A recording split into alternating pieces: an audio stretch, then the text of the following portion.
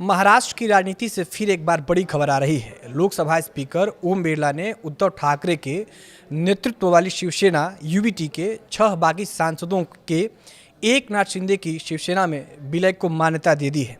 इस फैसले के बाद संसद में शक्ति संतुलन पूरी तरह बदल गया है। शिंदे गुट इसे अपनी सबसे बड़ी राजनीतिक जीत बता रहा है, जबकि उद्धव ठाकरे के लिए यह बड़ा झटका माना जा रहा है। नमस्कार, मैं आलोक आपका स्वागत करता हूं न्यूज़ 18 के डिजिटल प्लेटफॉर्म पर। लोकसभा स्पीकर ओम बिरला के फैसले ने महाराष्ट्र की राजनीति में नया मोड़ ला दिया है। उद्धव ठाकरे की शिवसेना के 6 सांसद अब आधिकारिक तौर पर एकनाथ शिंदे के नेतृत्व वाली शिवसेना का हिस्सा माने जाएंगे। इन सांसदों में संजय देशमुख, संजय जाधव, संजय दीना, नागेश पाटिल, ओम प्रकाश राजे और भाऊ साहेब शामिल हैं। इन सभी सांसदों ने 22 जून को शिंदे गुट में शामिल होने का ऐलान किया था और बाद में लोकसभा सचिवालय में औपचारिक आवेदन देकर अपने विलय को मान्यता देने की मांग की थी।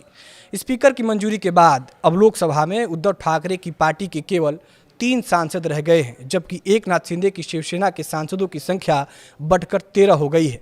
यह फैसला इसलिए भी अहम है क्योंकि 2024 के लोकसभा चुनाव में उद्धव ठाकरे की पार्टी 9 सांसद और शिंदे गुट के 7 सांसद जीत कर आए थे।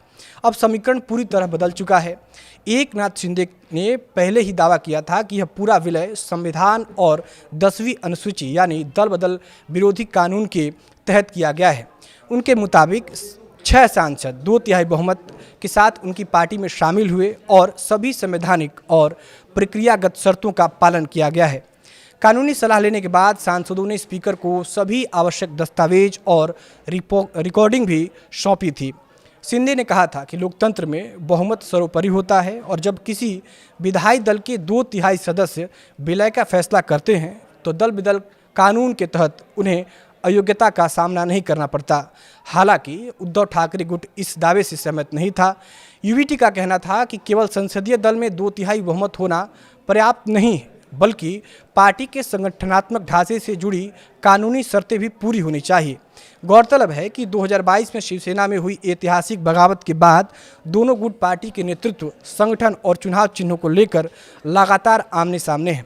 इससे पहले निर्वाचन आयोग भी शिवसेना का नाम और तीर कमान चुनाव चिन्ह एकनाथ शिंदे गुट को दे चुका है।